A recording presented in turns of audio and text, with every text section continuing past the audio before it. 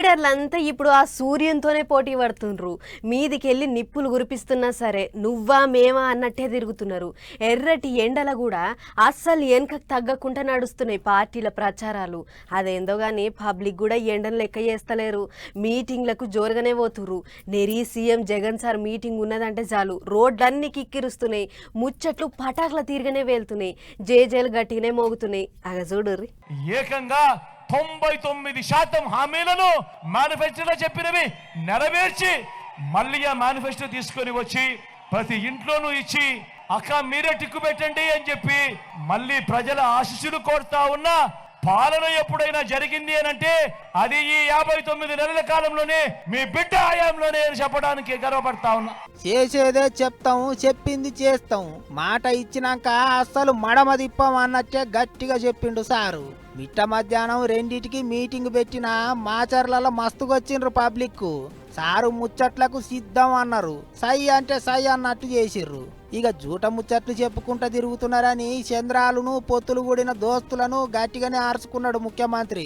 14 ఏళ్ళు ముఖ్యమంత్రి అంటాడు చంద్రబాబు, 3 సార్లు ముఖ్యమంత్రిగా చేశానంటాడు చంద్రబాబు. నేను అడుగుతా ఉన్నాను మీ అందరినీ, ఇన్ని వేల మంది ఇక్కడ ఉన్నారు, మీ అందరి సమక్షంలో నేను అడుగుతా ఉన్నాను. 14 ఏళ్ళు ముఖ్యమంత్రిగా చేశానంటాడు, 3 సార్లు సీఎం అంటాడు. మరి ఇలాంటి చంద్రబాబు పేరు చెబితే ఏ పేరుకైనా కూడా ఆయన చేసిన ఒక్కటంటే ఒక మంచి అయినా గుర్తుకు వస్తుందా అని అడుగుతా ఉన్నాడు మీ బిడ్డ. 2 చేతులు పైకైతే ఇలా ఇలా ఇలా ఇలా ఇలా ఇలా ఇలా ఇలా ఇలా ఇలా ఇలా అంత అంటాడు ఇంత అంటాడు, చేసింది లేదు పెట్టింది లేదు అన్నట్టు చంద్రాలను సిలికినట్టే చేసిండు సారు. అందరి ముంగట కడిగి పారేసిండు. 2014లో కూడా ఇప్పుడు చెప్తున్నట్టే 3 దోస్తులు కలిసి ముచ్చటగా అబద్ధాలు చెప్పిర్రాట. గెలిచినాక ఏమైనా చేసిండ్రా అని అందరిని అడిగిండు సీఎం సారు. ఇంటింటికి ఓ ఉద్యోగం ఇవ్వలేకపోతే 2000 రూపాయలు నిరుద్యోగ భృతి అన్నాడు. నెల అన్నాడు. మరి 5 ఏళ్ళు అంటే 60 నెలలు ఇంటూ నెలకు 2000 అంటే 1,20,000 రూపాయలు ఇచ్చాడా అని అడుగుతా ఉన్నాడు. తమ్ముడు ఇచ్చాడా? గిట్ల 3 సెంట్ల జాగలు ఇస్తామన్నాడు, ఇంటింటికో ఉద్యోగం అన్నాడు, అప్పులు మాఫీ చేస్తానన్నాడు. ఆఖరికి చంద్రాలు ఉత్త చేతులు చూపించిండు అని గరమైండు సారు. ఉన్నాయి లేనివి అన్ని చెప్పుకుంటా మళ్ళోసారి మోసం చేయనికే తయారైతాండు. అసలు నమ్మకుర్రి అన్నట్టు చెప్పుకొచ్చిండు. అటు రేపల్లె మచిలీపట్నం మీటింగులు కూడా మస్తు జోరుగా నడిచినాయి. ఎగస్ పార్టీలకు గట్టిగా సురుకులు తలిగినాయి.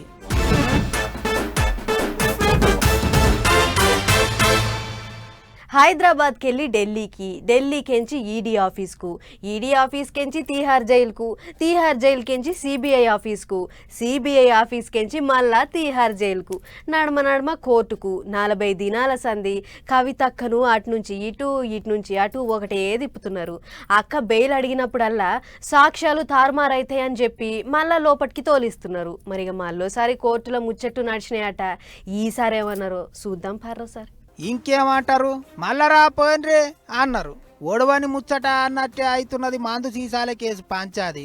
ఈసారన్న బెయిల్ ఇస్తారు కావచ్చు. కవితక్క బయటికి వచ్చి పార్లమెంట్ ఎలక్షన్ల ప్రచారంలో ఆఖరి 4-5 దినాలన్నా దేకిలేంగి అంటదేమో అనుకున్నారట చాలా మంది. కానీ కోర్టు సార్లు మళ్ళోసారి పాత ముచ్చటనే చెప్పిర్రు. ఈడీ కేసులా సిబిఐ కేసులా కవితక్క పెట్టుకున్న 2 బెయిల్ పిటిషన్లు పనిచేయలేదు.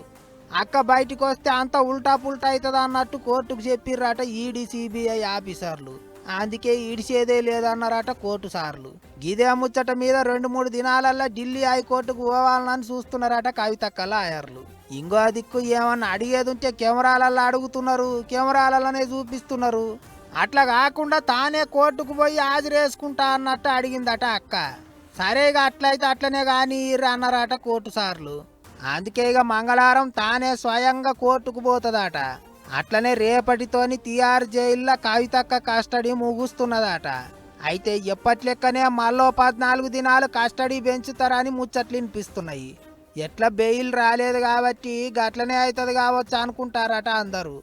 గిట్లా మందు సీసాల కేసు మస్తు పరిశాన్ చేస్తున్నది. మరి ఇక ఇంకెన్నెద్దులు నడుస్తుందో, పంచాయతీ ఎప్పుడు తస్ప చేస్తారో, కవితక్క ఎప్పుడు బయటకు వస్తుందో చూసుకుంటూ పోవాలి.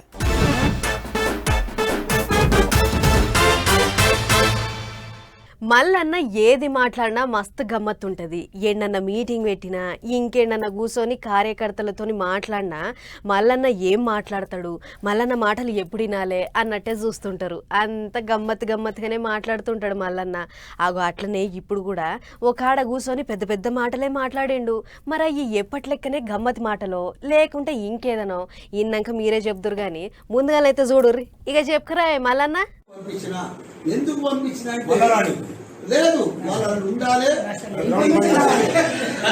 ఉండాలి. ఇన్నరా ఏమో అనుకున్నాం గాని మళ్ళన్న బాగా ఉపాయంగాల్లోడే, గట్టి రాజకీయం తెలిసినోడే. ఇప్పటిదానక మేడ్చల్ జిల్లాల కాల్ పార్టీలకేంచి షెయి పార్టీలకు పోయిన కౌన్సిలర్లు కార్పొరేటర్లు అందరినీ మళ్ళన్నే పంపించిండట. అంతేకాదు ఇంకా ఇంకేమన్నాడో ఈనోలి. మా దాంట్లోకి వెళ్ళి ఎవరైతే బీఆర్ఎస్లోకి వెళ్ళి పోయినో కార్పొరేటర్ల కౌన్సిలర్లు వాళ్ళంతా కూడా పోయినాక ఏదో కాంగ్రెస్ లో పవర్ ఉంది, రూలింగ్ ఉంది అని పోయింది. కానీ పోయిన వద్దుగా మొత్తం వాళ్ళకి బాధలే ఉన్నాయి, ఇబ్బందులే ఉన్నాయి. రోజు వాళ్ళందరూ కూడా ఫోన్ చేస్తారు, మేము వచ్చేస్తామన్నా, మేము ఉండలేకపోతున్నాం, ఇలా మేము భరించలేకపోతున్నాము, మాకు పాత వాళ్ళతోటి కాంగ్రెస్ వాళ్ళతోటి బాగా ఇబ్బందికరం అవుతుంది. నేను అన్న ఈ ఎలక్షన్ దాకా ఉండరు, ఎంపీ ఎలక్షన్ దాకా మన ఎంపీ గెలుస్తున్నాడు, మీరు అట్లనే ఉండరు, ఆ తర్వాత మనం చూసుకుందాం, మనలో ఉండే ఇక్కడ ఓటేయమని చెప్పిన. వాళ్ళు కూడా అదే సంతోషంగా అదే ఏనారా అంత మంచిగానే ఉన్నది కానీ మళ్ళన్న మరి ముందుగా లేదో మాట్లాడుకుంటా కోవట్టులు అంటివి కాయే. మరి ఆ కోవట్టులు ఎవరో పేర్లు ఏమన్నా ఉంటే చెప్పాలి, అదే మాకు కూడా.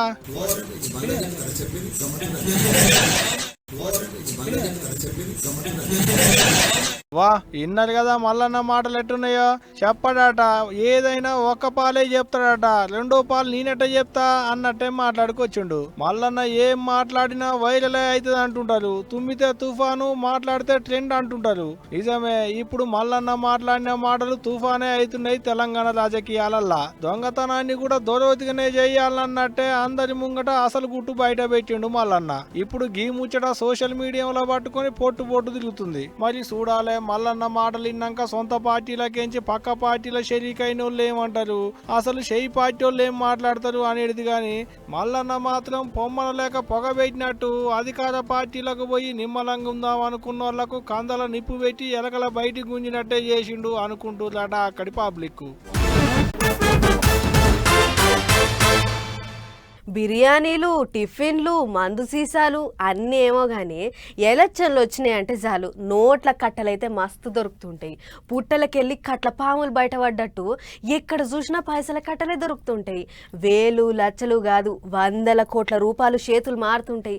వాళ్ళు వీళ్ళని కాదు, అందరు గదే పని చేస్తుంటారు. కానీ మీదికి మాత్రం మాకు తెలియదంటే మాకు తెలియదు అన్నట్టు మాట్లాడుతుంటారు. ఇక చూడుర్రి, ఇక్కడ ఓ పెద్ద ఖజానానే బయటపడ్డది.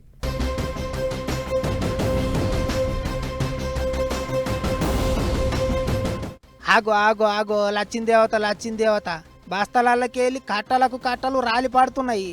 పైసలే పైసలు, కట్టలు చూస్తేనే కండ్లు జిగేలా అంటున్నాయి. గుండె లవలవ కొట్టుకుంటాంది కదా. అవు గాని ఎక్కడి పైసలు, ఎవరి పైసలు ఇవన్నీ అని అంటే జార్ఖండ్ రాష్ట్రంలో దొరికినాయి. జార్ఖండ్ గ్రామీణాభివృద్ధి శాఖ మంత్రిగా పనిచేస్తున్న షెయి పార్టీ లీడరు ఆలం దగ్గర పిఏ లెక్క పనిచేస్తున్న సంజీవ్ లాల్ అనేటోని పనోని ఇల్లటగిది. ఎవ్వలకు డౌట్ రాకుండా పనోని ఇంట్లో నోట్ల కట్టలు దాచిపెట్టిండు మంత్రి పిఏ. మరి ఎట్లా పసిగట్టినరో గాని ఈడీ ఆఫీసర్లు రాంచీపట్నంలో ఉన్న మంత్రి పిఏ పనోని ఇంట్లో చెకింగులు చేస్తే గిట్ల కుప్పలు నోట్ల కట్టలు దొరికినాయి. వడ్ల బత్తాలు గుమ్మరిచ్చినట్టు పైసల బత్తాలు గుమ్మరిచ్చిర్రు. ఏం తక్కువ 30 కోట్లకు ఎక్కువనే ఉన్నాయట దొరికిన పైసలు. ఎట్లా గుమ్మరిచ్చిండ్రో అట్లనే బస్తాలలో నింపుకొని పట్టుకపోయారట ఆఫీసర్లు. ఇగిదిట్లుంటే షెయి పార్టీ లీడర్ల దగ్గరనే పైసలు దొరుకుతున్నాయి. చూడుర్రి ఎంతగానో అవినీతి చేస్తున్నారో అన్నట్టు కామెంట్లు రాస్తున్నారు పువ్వు పార్టీ వాళ్ళు. ఇంకా చాలా మందే ఉన్నారు, అందరినీ దొరకబడతాం, తిన్నదంతా అక్కిస్తాము అన్నట్టు మాట్లాడుతున్నారు. అన్నట్టు ఈ పైసలన్నీ ఎలక్షన్ల ఖర్చులకు వాడుకోవాలని దాచిపెట్టిర్రాట.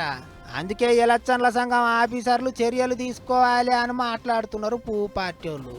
కానీ ఏం పైసలు లెక్క లేకుండా పోతున్నది. నెరీగిట్ల బస్తాలు దాచి పెట్టుకుంటున్నారంటే చిన్న సన్నగా దోసుకుంటలేరు కదా అనుకుంటారు గా పైసలు చూసిన పబ్లిక్.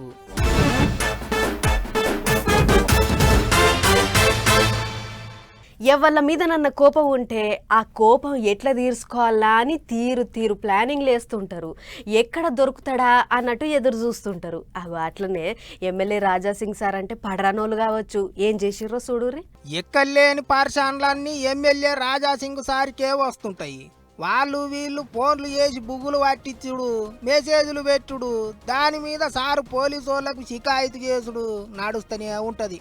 అట్లనే ఇప్పుడు వాళ్ళు అటుపుట్టుగాడు రాజాసింగ్ సార్ ఫోన్ నెంబర్ తోని ఏమో చేసిండాట చూడర్రే. हेलो हाँ जी गुड आफ्टरनून सर सर చెప్పండి. ये యాక్సిస్ బ్యాంక్ కి కాల్ చేశారు. షేక్ మొహమ్మద్ పేరు మీద వెహికల్ తీసుకున్నారు సార్. ఏంది ఇర్ఫాన్ అని ఈ నంబర్ ఇచ్చాడు ఇప్పుడు ఎవరిదైనా నంబర్ ఇస్తే మీరు ఎట్లా ప్లాన్ చేస్తారమ్మా? సార్. థర్డ్ పార్టీ దగ్గర మా అతను బండి ఇచ్చినట్టు ఈ నంబర్ ఇచ్చాడు సార్. ఇవాళ అబ్బర కొడుక చూసిర్రా, బ్యాంకులో లోను తీసుకొని షేక్ మహమ్మద్ అనే పేరు మీద బండి కొన్నారట. షూరిటీ కొరకు దోస్తులదో ఇంటిలదో నెంబర్ రాయమన్నారు కావచ్చు. వాడెవడో అక్కడ రాజాసింగ్ సార్ ఫోన్ నెంబర్ ఇచ్చిండాట అన్నట్టు. ఇంకా చూడర్రే ముచ్చట నడిచిందో. ఇప్పుడు ఇచ్చే వాళ్ళకి కొద్దిగా బుద్ధి ఉండాలి కదమ్మా. ఎవరిదైనా నంబర్ ఇస్తే లోన్ ఇచ్చేస్తారా ఎట్లా? అంటే ఇప్పుడు బండి థర్డ్ పార్టీ దగ్గర ఉందని ఈ నంబర్ ఇచ్చినప్పుడు చేయాల్సి ఉంటుంది సార్. నేను లే, నా గురించి తెలుసామా మీకు? మాకు తెలియదు సార్. మీరు చెప్తున్నారు. ఒక్కసారి యూట్యూబ్ లో గూగుల్లో సెర్చ్ చేయండి, రాజాసింగ్ ఎమ్మెల్యే కొట్టండి, తెలిసిపోతుంది. గాదా అన్నట్టు. సారు గురించి తెలియకపోతే ఇంటర్నెట్లో పేరు కొడితే మొత్తం తెలిసిపోతుంది అన్నట్టు చెప్పిండు. అయినా వాళ్ళు ఎవరిలో నెత్తి మాసిన వాళ్ళు ఫోన్ నెంబర్ ఇస్తే నాకెట్లా ఫోన్ చేస్తారు, వాడెవడో బండి తీసుకుంటే నాకేం సంబంధం అన్నట్టు మాట్లాడిండు సారు. మరి అంతే కదా. కానీ ఎవరు చేసిర్రో గా ఇర్ఫాన్ అనేటోడు ఎవరిలో కానీ ఎమ్మెల్యే సార్ను సతాయించాలనే నెంబర్ ఇచ్చినట్టున్నాడు అనుకుంటారు ఈ ముచ్చట చూసిన పబ్లిక్.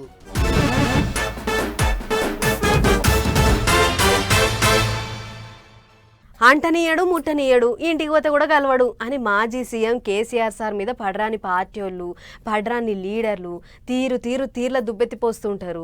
అసెంబ్లీ ఎలక్షన్ల టైంలో గిసొంటి ముచ్చట్లతోనే సూటి పెట్టి కార్ పార్టీకి తూటు పెట్టిర్రు. అయితే ఎలక్షన్లలో ఓడినాక సార్ అప్పట్లెక్క లేడు అని అనుకుంటుర్రట ఇప్పుడు చాలా మంది. ఎందుకంటే తాపకోసారి బస్సు దిగిపోయి పబ్లిక్ నడుమ కూసుట్టుండు. ఇక చూడుర్రి. అప్పట్లెక్క దూరంకెళ్ళే ముచ్చట్లు చెప్పిపోవుడు కాదు. ఇప్పుడు కేసీఆర్ సార్ నలుగుట్ల కూర్చొని జోలి చెప్తున్నాడు, ఫోటోలు దిగుతున్నాడు, ఛాయ్ తాగుతున్నాడు, దగ్గటోళ్లను తానే పోయి అరుచుకుంటున్నాడు. అట్లనే ఇగో సార్ చిన్నప్పుడు చదువు చెప్పిన జయశెట్టి రమణయ్య అనే పంతులు జగిత్యాలలో ఉంటే తానే కాస్కర్ ఇంటికి పోయి కలిసిర్రు. మంచి చెడు అరుచుకున్నాడు. ఇక శిష్యుడు పుస్తకాల పురుగని పంతులకు తెలిసినట్టే ఉన్నది. అందుకే ఓ 3 పుస్తకాలు చేతిలో పెట్టి చదువుకోమన్నాడట. సిద్దిపేటలో కేసీఆర్ సార్ ఇంటర్ చదువుతున్న రోజులల్లా గీ జయశెట్టి రమణయ్య పంతులు చరిత్ర పాఠాలు చెప్పేదట. అప్పట్ల జరిగిన ముచ్చట్లన్నీ యాది చేసుకున్నారు గురు శిష్యులు. గిట్ల మాజీ ముఖ్యమంత్రి సందు దొరికితే చాలు అందరినీ పాయరంగా అరుచుకుంటున్నాడు. పబ్లిక్ ను, పాత పరిచయం ఉన్నోళ్లను తానే స్వయంగా పలకరిస్తున్నాడు. అది వరకు సార్ పెద్ద ఫోటోలు దిగేది కాదు కానీ ఇప్పుడైతే నడమ బండి ఎక్కడ ఆగితే అక్కడ పబ్లిక్ తోని ఫోటోలు దిగి అందరినీ సంబరపెడుతున్నాడు. అప్పట్లో సీఎం పోస్ట్ లో ఉండే కాబట్టి రికం లేదు కావచ్చు. ఇప్పుడు మాజీ అయ్యిండు కాబట్టి ఇన్నొద్దులకు సార్కు జర్ర తీరిక దొరికినట్టే ఉన్నదనుకుంటుర్రు అందరూ.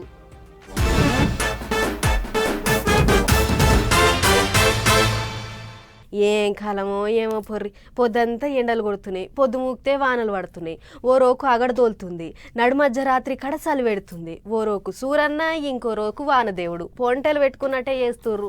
పబ్లిక్ను పరిశాన్ చేస్తున్నారు. సరే ఇప్పుడంటే ఎండాకాలం కాబట్టి ఎండలు ఎంతన్నా కొట్టనియుర్రు కానీ యాళ్ళలో పడుతున్న గీ వానలతోనే పాపం రైతన్నలు ఆగమవుతుర్రు. చూడుర్రి ఎట్లయిందో. పొద్దంతా ఎండలు పొద్దుముకి వానలు అన్నట్టే అవుతుంది. కడుపు దించుకుంటే కాళ్ళ మీద పడ్డట్టే అవుతుంది పాపం రైతన్నల పరిస్థితి. యాళ్ళల్లో పడ్డ చెడగొట్టు వానలకు చేతికొచ్చిన పంట అంతా నేల పాలైంది. ఎండాకాలంలో పడ్డ వానలతోని చెర్లు నిండవు, ఏర్లు సాగవు అన్నట్టే అవుతుంది. కడుపుకు తిన్నట్టు లేదు, కాకులకు పెట్టినట్టు లేదు అనుకుంటా మస్తు గోసటిల్లుతున్నారు రైతన్నలు. ఎండ పోయినారు, గింత తాలున కూడా పట్టించుకుంటలేరు. వచ్చి అసలు చూస్తూ లేడు. 3 రోజులకు ఒకసారి చూస్తున్నారు. ఆ బత్తాలు ఇస్తలేరు, ఇచ్చే బత్తాలు ఆడనే ఉన్నాయి. సరిగా లారీలు వస్తలేవు, కాంటలు అయితలేవు. ఏడ పోసిన ఒడ్లు ఆనే ఆనదేవుడు వచ్చి మొత్తం శరీరం వాడి చుట్టే. ఇప్పుడు 2 దమ్ములు ఎత్తిపోయాడు. మేము ఇక కాంట పెడితే పెట్టకుంటుంది. ఇక ఈ ఒడ్లు ఎవరు కూడా మళ్ళీ నల్లగొండ అని అలా అంటారు. పట్ట అంటారు పడుతున్నాం పట్టినా కూడా మళ్ళీ పట్ట 2 అమలు పడుతున్నాం ఒక్కోసారి ఇక అది ఆలోచించి మీరే గవర్నమెంటే మాట్లాడాలి ఇక. ఇట్టా కంటికి పుట్టాడు అన్నట్టే గోడెలా పోసుకుంటున్నారు. ఓ రోజు వానలు ఇంకో రోజు గాలి దుమారాలు మీదికెంచి ఉరుములు మెరుపులు పిడుగులు. ఈ అడ్డగోలు వానలు గాలి దుమారాలతోని ఆగమాగం చందనం అన్నట్టే అవుతుంది రైతన్నల పరిస్థితి. వానలకు కళ్ళాలల్లో పోసిన ఒడ్లు తడిసి నానబియ్యం అయినట్టే మెత్తగైనాయి. గాలి దుమారాలకు మామిడి తోటల కాయలన్నీ రాలి నేలపాలైనాయి. రేపో మాపో కోస్తాం అనుకున్న కాయలు నేలపాలయ్యేటాళ్లకు తోటలు పట్టిన రైతన్నలు గోడెలా పోసుకుంటున్నారు. గోసటిల్లుకుంటా కంటికి పుట్టడేడుస్తున్నారు. మాకు 10 ఎకరాల మామిడి తోట ఉండడం జరిగింది. నిన్న సాయంత్రం కురిసిన గాలులకు వర్షానికి మాకున్న 10 ఎకరాల మామిడి తోటలో కాయ మొత్తం రాలడం జరిగింది. దగ్గర 5 లక్షల రూపాయల పెట్టుబడి పెట్టడం జరిగింది. మాకు నిండు నష్టం జరిగింది. ఈ ప్రభుత్వాన్ని మా నుండి వేడుకోవడం ఒకటే, మాకు ప్రభుత్వం నష్టపరిహారం అందించాలని ప్రభుత్వాన్ని ఒకటే వేడుకుంటున్నా. సూర్యాపేట జిల్లాలో షిమ్మిడిచిపెట్టిండు వానదేవుడు. కళ్ళాలల్లో పోసిన ధాన్యం నీళ్లలో మునిగితే ఇగో ఇట్టెత్తి పోసుకుంటున్నారు.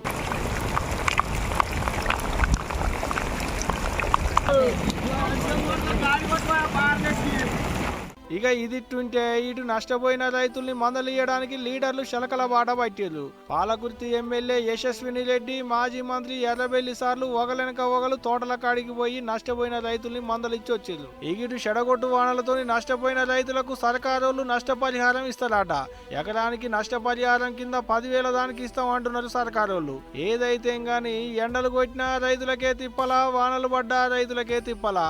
ఇన్నొద్దులు వానలు లేక వరి పొలాలు ఎండబెట్టుకున్నారు. ఇప్పుడు ఉన్నదో లేదో ఇంత పంట చేతికొచ్చింది, అమ్ముకొని పెట్టుబడులకు తెచ్చిన అప్పులు కట్టుకుందాం అనుకుంటే ఇట్ట అడ్డమైన వానలతో తిప్పలైతుంది. ఏమో పోలి ఎన్నడు మారుతాయో ఈ రైతన్నల బతుకులు, ఎన్నడు తీరుతాయో వాళ్ళకి తిప్పలు. ఎప్పటికీ వాళ్ళతోని ఛాలెంజు వీళ్ళతోని ఛాలెంజు అనేట ఆయన గీ నడుమ అస్సలు కనిపిస్తలేడు. మరిగా ఎటు పోయిండో ఏమో. ఉన్నవానే ఓ పాలన్నా, అగో అక్కడెవల్లో పాలన లెక్కనే ఉన్నాడు. గాయనేనా షానొద్దుల సంధి కానొస్తలేడు మా పటాస్ వార్తలకు రానే వస్తలేడు అని మా మంజు మస్తు రంది పట్టుకున్నట్టే అవుతుండే. ఏమో ఎటు బాయే ఓ పాలి మందలిద్దామని పిలిస్తే సూటు బూట్ వేసుకొని వస్తాడేమో అనుకుంటే నెత్తికి రుమాలు చుట్టిండు, పంచ చుట్టి గోసి పోసిండు, సంకల పని వేసుకొని భుజానికి వల తగిలించుకొని సముద్రంలో చేపలు పడుతుండు కదా పాల్ సారు. ఇక రాజకీయాలకు బై చెప్పి చేపల బిజినెస్ ఏమన్నా పడ్డవా ఎట్ట సారు?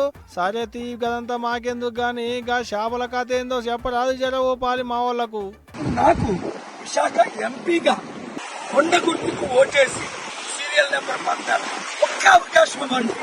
మన విశాఖని ప్రపంచంలో బెస్ట్ పోర్ట్ సిటీగా, బెస్ట్ సిటీగా నిరుద్యోగులకు ఉద్యోగాలు ఇస్తూ అన్ని విధాలా ఆదుకుంటా.